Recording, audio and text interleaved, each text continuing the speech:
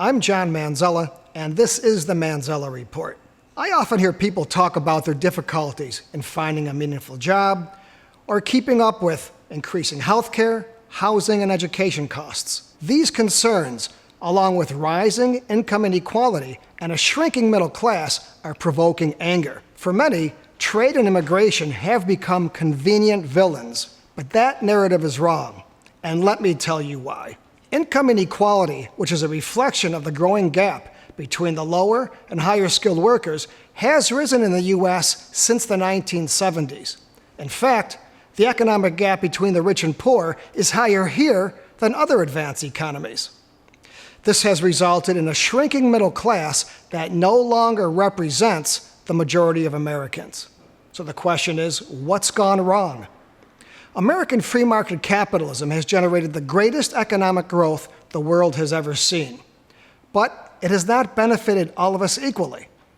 In an effort to improve economic outcomes for all Americans, it's essential to continually improve our system of free market capitalism, not move toward a more socialist-like model that empowers left-leaning politicians to make decisions that should be made by the market.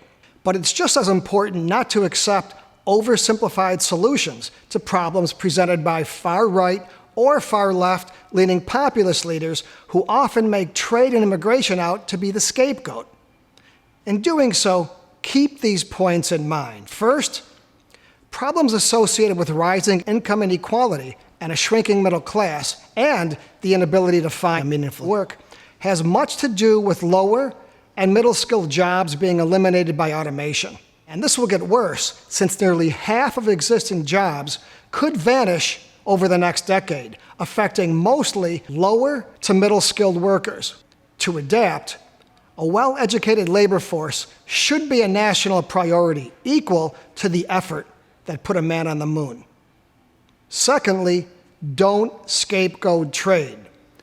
Automation, not trade, accounted for more than 85% of job losses in manufacturing in the U.S. from 2000 through 2010. Now, although trade has contributed to some job losses, it has far greater benefits. Thirdly, immigrants don't steal American jobs, they help fill them. Nevertheless, the worker shortage is getting worse, and it's very costly for companies. One solution: American colleges and universities attract the best and brightest students the world has to offer. However, after graduation, we send them home to compete against us. This has to change. The U.S. has many problems, but trade and immigration aren't to blame for them. I think we all need to take a deep breath and look past the simplified and often emotionally charged solutions presented by far-right and far-left leaning populists, or our problems will only get worse. For much more on this topic, read my nationally syndicated column or visit themanzellareport.com. Thank you.